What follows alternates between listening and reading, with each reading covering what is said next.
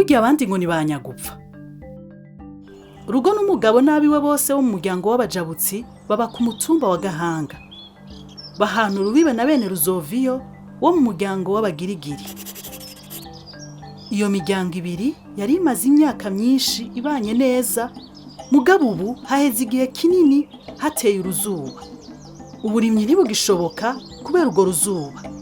Ico basigaranye ni utwo tuzi duke cane tuza kw'ivomo basangiye, natwo bakadukoresha mu kuhira imbwija kuko izo zonyene arizo basigaye bafungura.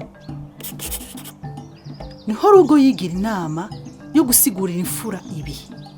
Turi benshi cane kandi turanabasumbye Abagirigiri ubukomezi. Tubwirizwa kuronka amazi dukwiye na karinde twatanguye kuba kuri uwo musozi. Ni naco gituma rya soko tubwirizwa vuba kurikatishiriza iwacu gusa.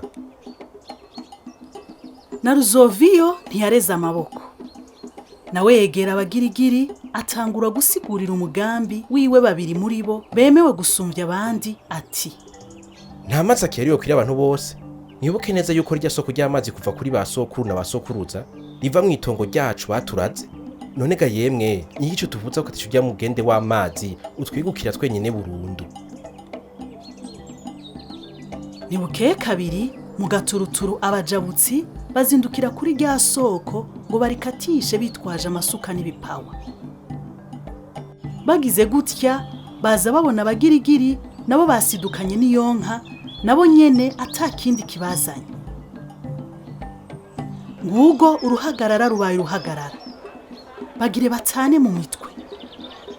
Ubwo nyene baza babona umugabo n'umugore bava muri ya miryango yompi baje bari rukanga.